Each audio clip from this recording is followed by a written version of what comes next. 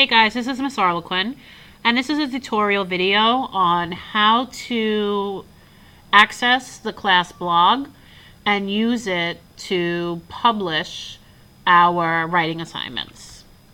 And so I'm starting out on my Google homepage, just because that's always my homepage and my starting point. And the first thing I want to do is I want to access the class blog. So I have to type in the blog address, which normally when there is a writing assignment, I will link the address to the Edmodo assignment, and I want to get to the class blog. And when you're on the class blog, you will see posts from me, and if there is an assignment you have to complete, then it will be one of the blog entries. And what you're looking for is you're looking for the assignment that you need to complete or respond to. That's step one. One thing I want to point out to you guys, in case you've never used a blog before, it's similar to your newsfeed, meaning the most recent posts are going to be up top.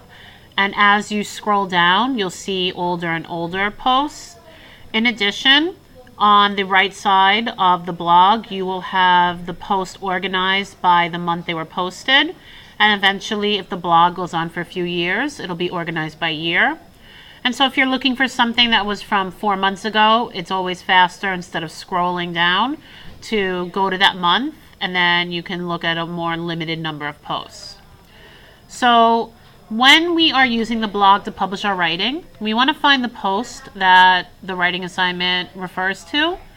And for example, one of our writing assignments was the dialogue story, where we had to tell the story of a video game protagonist gone rogue.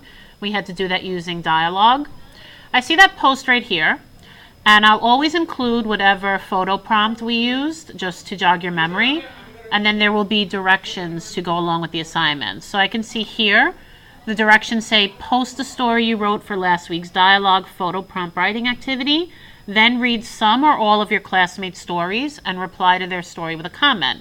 Remember, when we comment or give feedback, we always want to start with something positive and then add some constructive criticism. Think about a helpful comment for how they could have improved their story. Okay, so I know what the assignment is, and I've already typed up my writing, because remember, I don't want to type it directly onto the web page, because what if it crashes and I lose all my typing? So usually I'm going to type up whatever I want to post online in Microsoft Word or Google Drive first, and then I'm just going to the website to copy and paste it. So the way you do that is at the bottom of the post, you can see it says posted by Ms.A, and then it says no comments. Well, that's what you click on. You're going to post your story as a comment. It's going to bring you to this page. If you are logged into your Google account, then it will automatically include your signature. And that's another reason we have Google accounts, because they are linked up to Blogger. And so we can always post as ourselves. And here's where you're either going to type whatever your comment is, or if you're posting your story, you are pasting it into this box, and then you are pressing publish. Now you can always preview your post first and see what it looks like. Make sure the formatting didn't get messed up. You know, sometimes when you post something online, the paragraphs are not indented, or you can see when you preview it, it's all one paragraph, and we know that writing shouldn't be all one long paragraph. So you could preview it, and if you don't like it, you can always go back and edit and make changes, and then publish as final. But really nothing is totally final. You can always delete comments and edit them, as long as they're your comments. You wouldn't be able to edit other people's. So if I had a comment, I would press publish. I don't. So I'm just going to get rid of this. I'm going to ignore it. And I want to show you an example of what these blog posts look like from last year's class. All right, so as you can see, I've switched to the page from last year's 6th grade blog, or at least one of the classes, class 311. You can see their prompt, their writing assignments up here.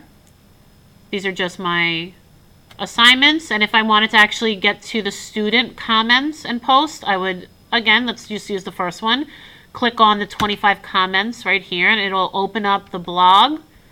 It automatically takes me to the bottom where I can write my comment, but I'm just going to actually scroll back up. And here you can see all of the students' comments. So this is where they posted their assignment, their writing piece. And once I get to the top, I'll start to show you how they reply to each other.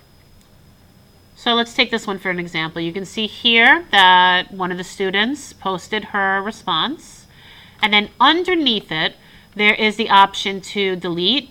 Now, I only have that option because I am the controller. It's my blog, so I can delete anybody's comment.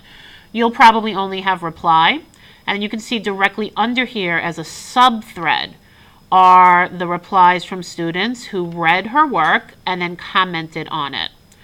And so one student said, "Good job finding what songs go with what. By looking at your explanation, you really thought deeply about this." So that's a very positive comment, and it's very specific. Here you can see this story right here was posted, but nobody replied to it, which is never a good thing. You want to try to make sure that everyone in the class has at least one person who commented on their work. And as we keep going, you can see the same format. You can see here another student's post, and underneath it replies. And so that's what you always want to make sure you do. You don't want to just comment your reply to the original post. You want to reply to the student's post that you're going to be commenting on.